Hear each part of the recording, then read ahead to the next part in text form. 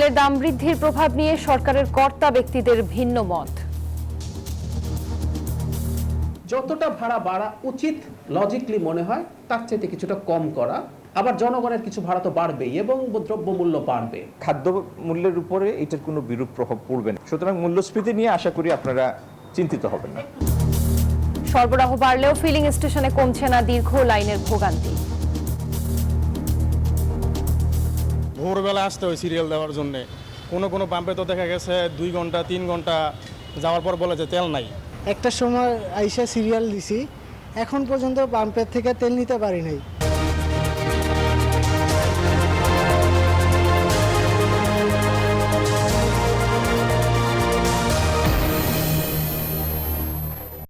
দর্শক দেখছিলেন প্রধান শিরোনাম, এবার জানাবো অন্যান্য শিরোনামগুলো।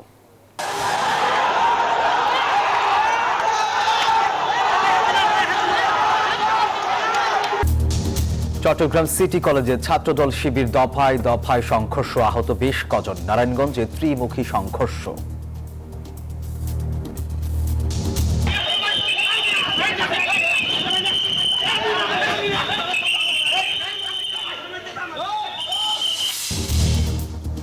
আওয়ামী আমলের ঋণের চাপে দুর্বল বেসরকারি খাত, পাচারের অর্থ ফেরাতে আলোচনা চলছে সংসদে অর্থমন্ত্রী। সংরক্ষিত নারী আসনের মনোনয়নপত্র জমা, গণতন্ত্র রক্ষার অঙ্গীকার বিএনপি ও জামাত নেতাদের। কবির এবং নবীনের সমন্বয়ে যে মনোনয়নটা হয়েছে, আমরা আশা করি তা পার্লামেন্টে ঠিক সেই রকম ভূমিকা রাখতে পারবে। নারীদের আশা আকাঙ্ক্ষা যাতে প্রতিফলিত হয় সংসদের মাধ্যমে, সেই সংগ্রাম আমরা চালিয়ে যাব। সিসি ক্যামেরা নজরদারিতে এসএসসি ও সমমান পরীক্ষা শুরু, নকলমুক্ত শান্তিপূর্ণ পরিবেশ নিয়ে সন্তোষ। যখন আমি পরীক্ষা হলে গিয়ে আমার ফ্রেন্ডদের সাথে দেখা হয়েছে, আমার ক্লাসমেটদের সাথে দেখা হয়েছে, তখন আমি রিল্যাক্সে পরীক্ষা দিতে পেরেছি। প্রশ্নপত্র পাওয়ার পরে দেখলাম যে অনেক ইজি ছিল, এতটা ভয়ঙ্কর কিছু হয়নি। পরীক্ষার সন্দেহ হচ্ছে কোথাও কোনো অপ্রীতিকর ঘটনা ঘটেনি। টাকা নিয়ে দ্বন্দ্ব, নওগাঁয় স্বামী স্ত্রী সন্তান সহ 4 জন খুন। টেকনাফের পাহাড়ে 3 জনের গলা কাটা মরদেহ উদ্ধার। এবং ইরানকে আলোচনা টেবিলে আনতে মরিয়া যুক্তরাষ্ট্র, রণক্ষেত্রে নতুন কৌশল দেখানোর হুমকি তেহরানের।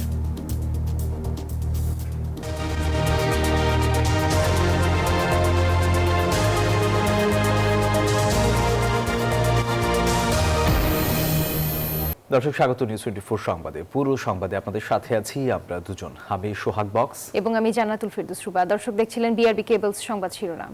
এবারে পুরো খবর। জ্বালানি তেলের দামের প্রভাবে মূল্যস্ফীতি নিয়ে ভিন্নমত সরকারের কর্তা ব্যক্তিদের। মঙ্গলবার সকালে ব্রিফিংয়ে প্রধানমন্ত্রীর উপদেষ্টা জানান, জ্বালানি তেলের দামে বাড়বে পণ্যের দাম, বাড়ানো হচ্ছে বাস ভাড়াও। আর বিকালে ব্রিফিংয়ে বাণিজ্যমন্ত্রী বলেন, জ্বালানি তেলের দাম যেটুকু বেড়েছে তাতে মূল্যস্ফীতি হবে না, বাড়বে না পণ্যের দাম। বৈশ্বিক অর্থনৈতিক সংকটের প্রভাবে কয়েক মাস ধরেই মূল্যস্ফীতি 9% কাছাকাছি। নিত্যপণ্যের চড়া দামে সাধারণ মানুষের যখন হাঁসফাঁস দশা, তখন মরার উপর খাড়ার ঘা হয়েছে জ্বালানি তেলের দাম বাড়ানো। এর প্রভাবে এরই মধ্যে বাজারে বাড়তে শুরু করেছে সব পণ্যের দাম। তবে জ্বালানি তেলের দাম বাড়ার প্রভাব নিয়ে সরকারের মন্ত্রী এবং উপদেষ্টাদের পর্যবেক্ষণ ভিন্ন। বিভিন্ন মন্ত্রণালয়ের কাজের অগ্রগতি নিয়ে সংবাদ সম্মেলনে প্রধানমন্ত্রীর তথ্য উপদেষ্টা বলেন, পরিবহনের যৌক্তিক ভাড়া বাড়ছে, বাড়বে জিনিসপত্রের দামও। ভাড়া শুধু বাস না, আসলে জীবনযাত্রার ব্যয়ের উপরে বেশি প্রভাব পড়বে ট্রাকের ভাড়ায়। এই সংকটে আমাদের প্রত্যেকের ক্ষতি হবে, এটা মেনে নিতে হবে।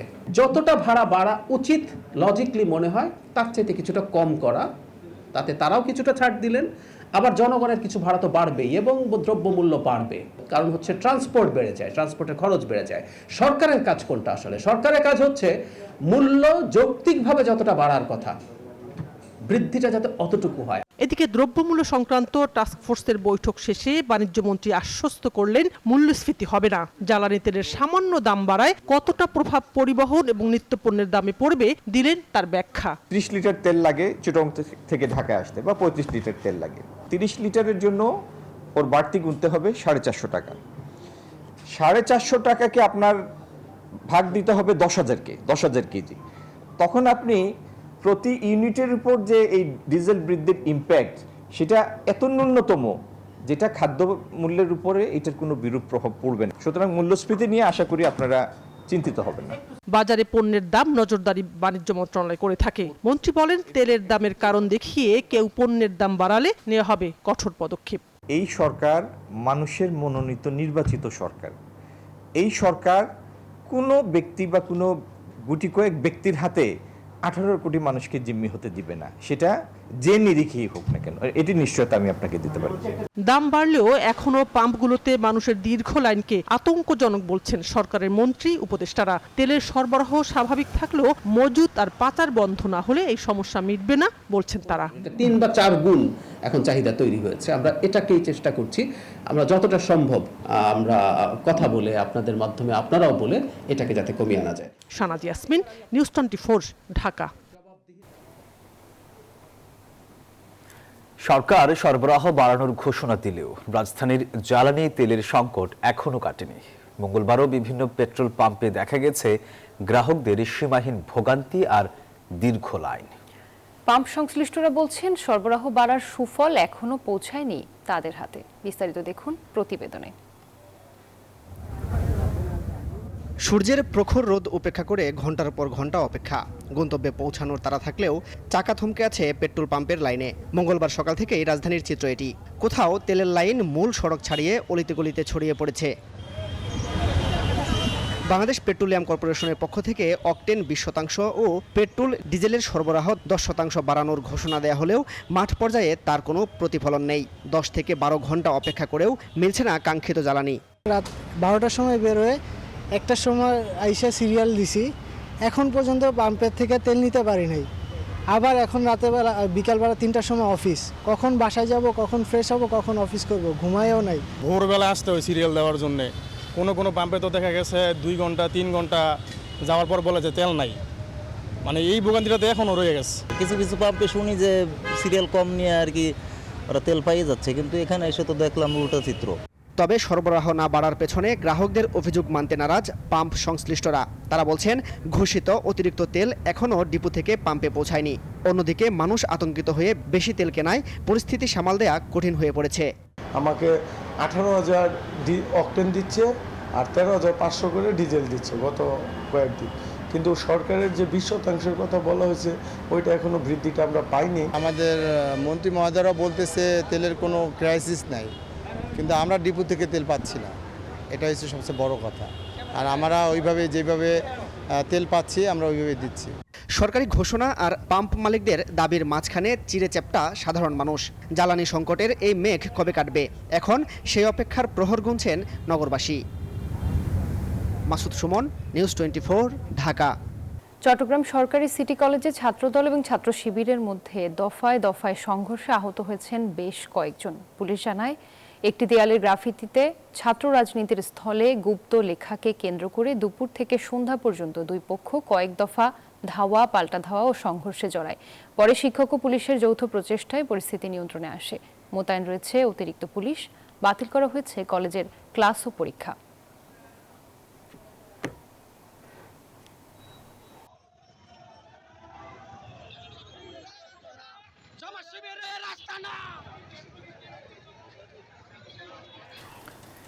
নারায়ণগঞ্জ সদর উপজেলার ঘাটের টেন্ডার জমা দেয়াকে কেন্দ্র করে বিএনপির 2 গ্রুপ ও জামায়াত এনসিপি সমর্থকদের মধ্যে দফায় দফায় সংঘর্ষের ঘটনা ঘটেছে। এতে অন্তত 4 থেকে 5 জন আহত হয়েছেন। মঙ্গলবার দুপুরে সদর উপজেলা কার্যালয়ের সামনে এই ঘটনা ঘটে। স্থানীয়রা জানান, নারায়ণগঞ্জ সদরের বক্তাবলী রাজাপুর গুদারা ঘাটের শিডিউল জমা দিতে গেলে বিএনপির নজরুল গ্রুপ ও রশিদ মেম্বার গ্রুপ জামায়াত এনসিপি সমর্থিত আলিফ দেওয়ান গ্রুপকে বাধা দেয়। এ নিয়ে উভয় পক্ষের মধ্যে প্রথমে বাকবিতণ্ডা, পরে ধাক্কাধাক্কি, এক পর্যায়ে সংঘর্ষের রূপ নেয়। পুলিশ জানায়, পরিস্থিতি বর্তমানে নিয়ন্ত্রণে রয়েছে।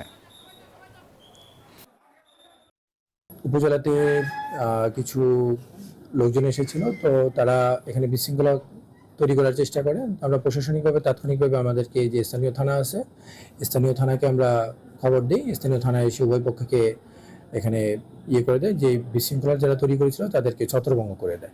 ঋণখেলাপির দায়ে অভিযুক্ত এস আলম ও বেক্সিমকো গ্রুপের সঙ্গে বিএনপি সরকারের কোনো সমঝোতা হয়েছে কিনা তা সংসদে জানতে চেয়েছেন হাসনাত আব্দুল্লাহ। জবাবে অর্থমন্ত্রী আমির খসরু মাহমুদ চৌধুরী বলেন, বিএনপির অর্থনৈতিক পরিকল্পনায় সমঝোতার কোনো সুযোগ নেই। এদিকে প্রতিটি উপজেলা পরিষদে সংসদ সদস্যদের বসার ব্যবস্থা করা হচ্ছে বলে জানিয়েছেন এলজিআরডি প্রতিমন্ত্রী মীর শাহে আলম। তবে তাদের গাড়ি সুবিধা দেওয়ার কোনো পরিকল্পনা নেই বলে জানান স্বরাষ্ট্রমন্ত্রী সালাউদ্দিন আহমেদ। স্পিকার, আপনাকে অসংখ্য ধন্যবাদ। প্রথম অধিবেশনের 18তম কার্যদিবসের প্রশ্ন উত্তর পর্বে কুমিল্লা 4 আসনের এনসিপির সংসদ সদস্য হাসনাত আব্দুল্লাহ জানতে চান, ঋণ খেলাপির দায়ে অভিযুক্ত এসালম ও বেক্সিমকো গ্রুপের সঙ্গে বিএনপি সরকারের কোনো সমঝোতা হয়েছে কিনা। এসালম গ্রুপকে তাদের এই ঋণ না পরিশোধ না করে কিভাবে আবার নতুন করে পুনর্বহাল করার চেষ্টা করা হচ্ছে, এটা নিয়ে সরকারের সাথে এসালম গ্রুপের কোনো সমঝোতা হয়েছে কিনা। এর উত্তরে এসালম সহ সব ঋণ খেলাপিদের কাছ থেকে ঋণের অর্থ ফেরত আনতে সরকার টু সরকার পর্যায়ে আলোচনা চলছে বলে জানান অর্থমন্ত্রী।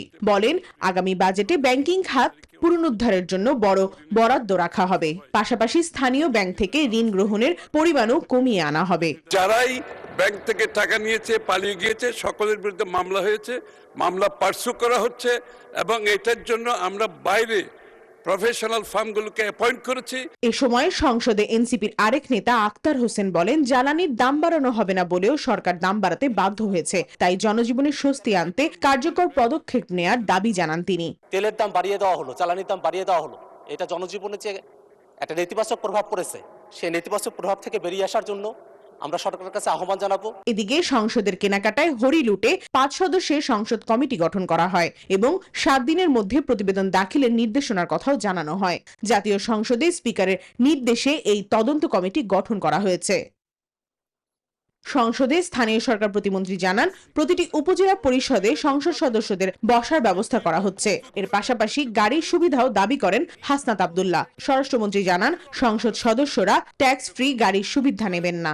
এই সিদ্ধান্তই হয়েছে। বিরোধী দলীয় নেতারাও এ বিষয়ে প্রতিক্রিয়া জানান। প্রত্যেক উপজেলা পরিষদের দোতলায় অ্যাটাচ বাথরুম সহ আসবাবপত্র সহ মাননীয় সংসদ সদস্য মন্ত্রীদের বসবার জন্য একটি রুম প্রস্তুত করে দেওয়ার জন্য আজকেই আমরা জিও ইস্যু করেছি।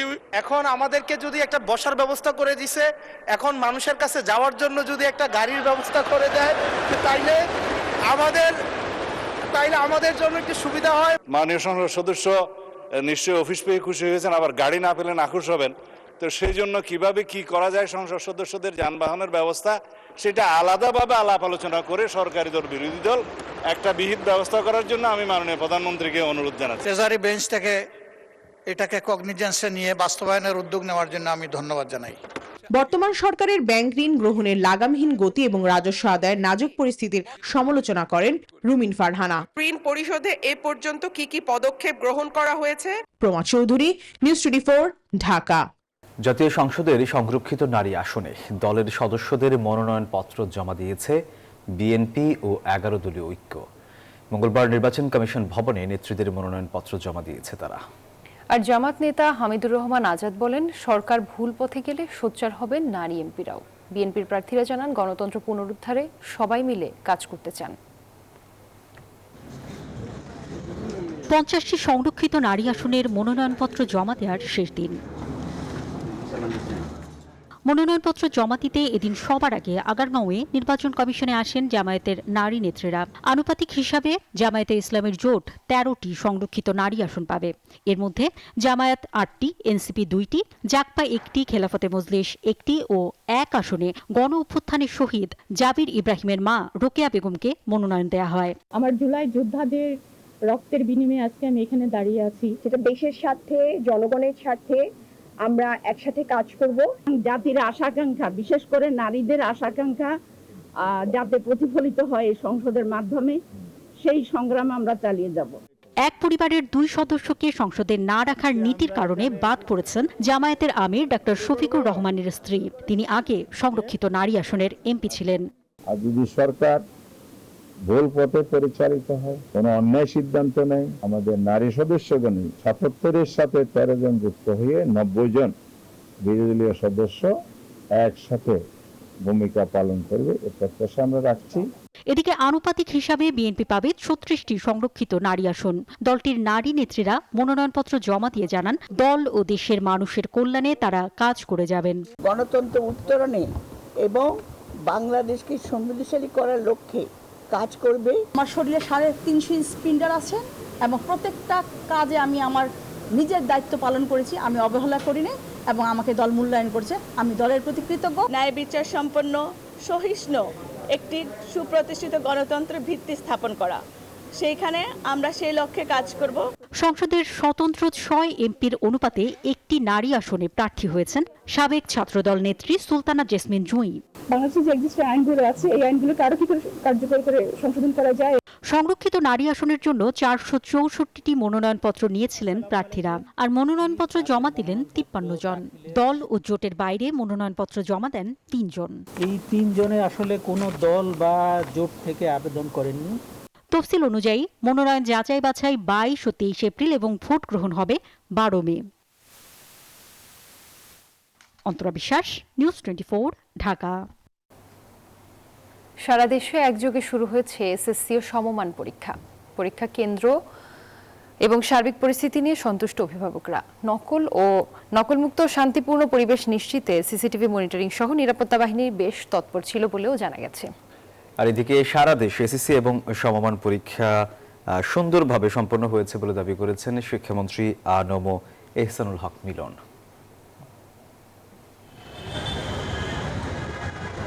পরীক্ষা কেন্দ্রে ঢোকার আগে শেষ মুহূর্তের প্রস্তুতি।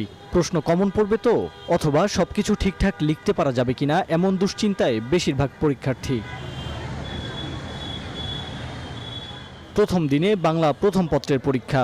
পূর্ব ঘোষণা অনুযায়ী সকাল 8টা থেকে কেন্দ্রে প্রবেশ করার সুযোগ দেওয়া হয় শিক্ষার্থীদের। কেন্দ্রের ভেতরে সন্তানরা পরীক্ষা দিচ্ছে, বাইরে অভিভাবকদের উদ্বিগ্ন অপেক্ষা। তবে পরীক্ষা কেন্দ্র সহ সার্বিক ব্যবস্থাপনায় সন্তোষ প্রকাশ করেন তারা। সাহস দিছি, তুমি যেভাবে পড়াশোনা করছো সেইভাবেই লিখবা, বাড়তি কিছু না, বইতে যা আছে সেটাই লিখবা, কোনো দিক তাকাবা না। তারা যতটুকু চিন্তিত না হচ্ছে, আমরা অভিভাবকরা আর তার চেয়ে বেশি চিন্তিত হচ্ছি। ফাইবা পরীক্ষা পায় না, এইটা পরীক্ষা, এটাই ওদের প্রথম। পূর্বের সিলেবাসগুলো যেগুলো ছিল আমাদের কাছে মনে হয়নি পছন্দ, কোনো গার্ডিয়ান এই লেভেলে এসে পছন্দ করেছেন। বাচ্চাদের তো একটা প্রিপারেশনের ব্যাপার আছে, মানে সকাল 8টার দিকেই ঢুকতে হবে, এটা বাচ্চাদের জন্য একটু টাফ হয়ে যায়। ছাত্রছাত্রী পরিপূর্ণভাবে ভিতরে প্রবেশ করছে কিনা সেটা আমাদের এনশিওর করা, সেটা আমরা এনশিওর করেছি। আইডিয়াল স্কুল অ্যান্ড কলেজের সহকারী প্রধান শিক্ষক জাহাঙ্গীর আলম জানান, প্রতিটি হল সিসি ক্যামেরার আওতায় আনায় মনিটরিং সহজ হয়েছে। সিসি ক্যামেরার মনিটরিং ব্যাপারটা খুবই একটা পজিটিভ ইনিশিয়েটিভ আমি মনে করি। এতে বাচ্চারা একটা থিঙ্কিং আসছে, একটা চেঞ্জ আসছে যে আমাকে কিছু দেখছে, এতে করে বাচ্চারা অনেক অ্যালার্ট হয়েছে। পরীক্ষা শেষে শিক্ষার্থীরা জানালেন, অপেক্ষাকৃত সহজ বিষয় হওয়ায় পরীক্ষা ভালো হয়েছে তাদের। নার্ভাস ছিলাম, একদম মরে যাবো এমন একটা ভাব ছিল, বাট যখন আমি পরীক্ষা হলে গিয়ে আমার ফ্রেন্ডদের সাথে দেখা হয়েছে, আমার ক্লাসমেটদের সাথে দেখা হয়েছে, তখন আমি রিল্যাক্সে পরীক্ষা দিতে পেরেছি। প্রশ্নপত্র পাওয়ার পরে দেখলাম যে অনেক ইজি ছিল, এতটা ভয়ঙ্কর কিছু হয়নি, সো আতঙ্কটা এখন আমার মধ্যে নেই। আলহামদুলিল্লাহ 90+। এদিকে বিভিন্ন কেন্দ্র পরিদর্শন শেষে শিক্ষামন্ত্রী জানান, সারা দেশে স্বতঃস্ফূর্তভাবে এসএসসি পরীক্ষা অনুষ্ঠিত হচ্ছে। কোথাও প্রশ্ন ফাঁস করার ঘটনা বা অভিযোগ পাওয়া যায়নি। পরীক্ষা সুন্দর হচ্ছে, কোথাও কোনো অপ্রীতিকর ঘটনা ঘটেনি, প্রশ্ন আউটের কোনো সম্ভাবনা আদৌ নেই এবং হয়নি, এবং এই ধরনের কোনো আলোচনা নেই। আগামী বৃহস্পতিবার এসএসসির বাংলা দ্বিতীয় পত্রের পরীক্ষা হওয়ার কথা রয়েছে। মাহমুদুল হাসান ইমন, নিউজ 24, ঢাকা। হামরুবেলার টিকা পেতে কেন্দ্রগুলোতে ভিড় করছেন অনেকেই, তবে লক্ষ্যমাত্রার তুলনায় উপস্থিতি কম বলছেন কেন্দ্রে দায়িত্বরত কর্মকর্তারা। টিকা দিতে উৎসাহ দিতে বিভিন্ন এলাকায় মাইকিংও করা হচ্ছে। আর বাড়ি বাড়ি গিয়ে প্রচারও নেমেছে মাঠ পর্যায়ের স্বাস্থ্যকর্মীরা। এদিকে গত 24 ঘন্টায় হাম ও উপসর্গে প্রাণ হারিয়েছে আরও 3 শিশু। রিশাদ হাসান জানাচ্ছেন বিস্তারিত। রাজধানীর বর্ধিত পল্লবের নগর মাতৃ সদন কেন্দ্র, এখানে চলছে ইপিআই এর জরুরি টিকাদান কার্যক্রম। হাম ও রুবেলার টিকা পাচ্ছে 6 থেকে 59 মাস বয়সী শিশুরা। মঙ্গলবার সকাল থেকেই এই কেন্দ্রে ভিড় করেছেন শিশু ও অভিভাবকরা। সন্তানের টিকা নিতে আসা অভিভাবকরা জানান, বাড়ির কাছে টিকা কেন্দ্র হওয়ায় টিকা নেওয়া সহজ হয়েছে। আমার বাচ্চাকে হাসপাতালে নিতে চাই না, বাচ্চা যেন সুস্থ থাকে তার জন্য টিকা দিতে আসছে। আমি আসলে হ্যাপি, আর একটু সরকারিভাবে আরেকটু যদি একটু ইমপ্রুভ করা যায় ভালো, বাট আলহামদুলিল্লাহ আমরা হ্যাপি আছি। বাবুকে টিকা দিয়ে আনছি, এখানে পরিবেশটা ভালোই আছে। আমার মেয়ের 2টা টিকাই কমপ্লিট আছে, তারপরে বুস্টার ডোজ দিচ্ছি সুরক্ষার কারণে। হামের প্রাদুর্ভাব কমাতে দেশজুড়ে জরুরি এই কর্মসূচির আওতায় টিকা পাবে 1,80,00,000 শিশু। ইতোমধ্যে নিকটস্থ কমিউনিটি ক্লিনিক, স্বাস্থ্যসেবা কেন্দ্র, প্রাইমারি স্কুল ও কমিউনিটি সেন্টার সহ স্থায়ী অস্থায়ী কেন্দ্রে প্রতিদিন সকাল 8টা থেকে বিকাল 4টা পর্যন্ত টিকাদান চলছে। এদিকে রাজধানীর মিরপুর আরামবাগ এলাকার নগর স্বাস্থ্যকেন্দ্র 2-এ দেখা গেছে ভিন্ন চিত্র। টিকার পর্যাপ্ত সরবরাহ থাকলেও লক্ষ্যমাত্রা অনুযায়ী উপস্থিতি কিছুটা কম। আমাদের এখন পর্যন্ত কোনো প্রতিবন্ধকতার সৃষ্টি হয় না। আর আমাদের এখানে আপনার হলো সকাল 8টা থেকে বিকাল 4টা পর্যন্ত আমরা টিকা দেওয়া হয়। পর্যাপ্ত পরিমাণ টিকা আমাদের কাছে মজুত আছে, আপনার টিকার কোনো সংকট নেই। আমাদের হলো মাইকিং করা হয়েছে, ইভেন আমাদের যে মাটির কর্মীরা আছে ওনারা ডোর টু ডোর যে দাওয়াত দেওয়া হচ্ছে। মানুষজন অবশ্যই অংশগ্রহণ করছে, তবে পরিমাণের তুলনায় 100% না, 60%। টিকাদানে উৎসাহী করতে ইতোমধ্যে বিভিন্ন এলাকায় মাইকিং করা হয়েছে। এছাড়াও বাড়ি বাড়ি ক্যাম্পেইন শুরু করেছে মাঠ পর্যায়ের স্বাস্থ্যকর্মীরা। নির্দিষ্ট বয়সের শিশুর যদি ইতোপূর্বে হামের 2 ডোজ টিকা দেয়া থাকে তবে নেওয়া যাবে বুস্টার ডোজ। জরুরি এই টিকাদান কার্যক্রম চলবে 12ই মে পর্যন্ত। শিশুর সুস্থতা নিশ্চিতে ও মৃত্যু ঝুঁকি কমাতে টিকা নেওয়ার কোনো বিকল্প নেই বলছেন বিশেষজ্ঞরা। রিশাদ হাসান, নিউজ 24, ঢাকা। নওগাঁর নিয়ামতপুরে জমি সংক্রান্ত বিরোধের জেরে স্বামী, স্ত্রী, সন্তান সহ 4 জনকে হত্যার অভিযোগ উঠেছে। মঙ্গলবার সকালে নিজ বাড়ি থেকে 4 জনের মরদেহ উদ্ধার করে পুলিশ। এই ঘটনায় মামলার পর 4 জনকে আটক করেছে পুলিশ। হত্যাকারীদের দৃষ্টান্তমূলক শাস্তির দাবি পরিবারের। অন্যদিকে কক্সবাজারের টেকনাফের শিলখালী পাহাড়ি এলাকা থেকে 3 জনের গলা কাটা মরদেহ উদ্ধার করেছে পুলিশ। প্রতিনিধিদের পাঠানো তথ্য ও ছবিতে ডেস্ক রিপোর্ট।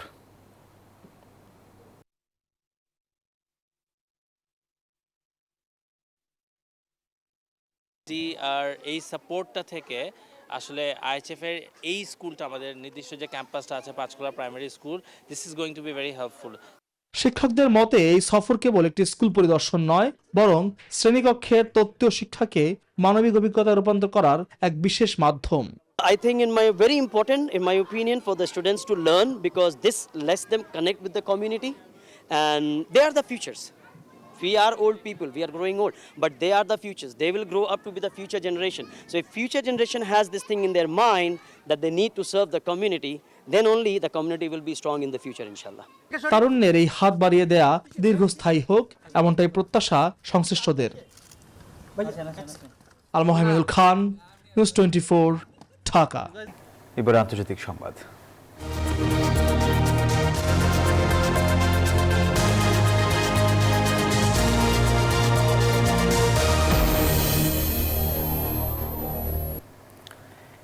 ইরানকে আলোচনার টেবিলে আনতে শেষ মুহূর্তেও কূটনৈতিক প্রচেষ্টা চালাচ্ছে পাকিস্তান। এদিকে চুক্তি করতে হুমকি ধামকি দিয়ে যাচ্ছে যুক্তরাষ্ট্র। যুদ্ধবিরতির সময়ও কিছুটা বাড়িয়েছেন প্রেসিডেন্ট ডোনাল্ড ট্রাম্প। তবে তেহরানের সাফ কথা, হুমকির ছায়ায় আলোচনা নয়।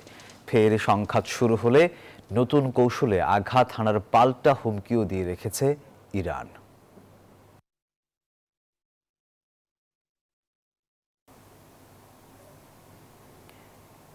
এবার জানাবো খেলার সংবাদ।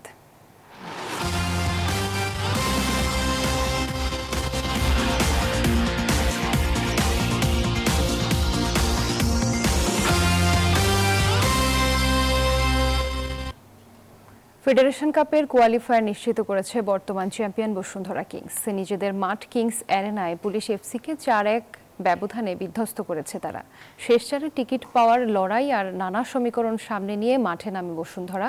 ব্রাজিলিয়ান স্ট্রাইকার দোরিও ইয়েন্টিন গোমেজের 4 গোলে সহজেই সে যাত্রা পার হয় তারা। অন্যদিকে শেষ 4 নিশ্চিত করেছে মোহামেডান স্পোর্টিং ক্লাবও। কুমিল্লার ধীরেন্দ্রনাথ দত্ত স্টেডিয়ামে আরামবাগকে 4-0 গোলে হারিয়েছে তারা। সাদা কালোদের হয়ে সৌরভ দেওয়ান করেছেন হ্যাট্রিক।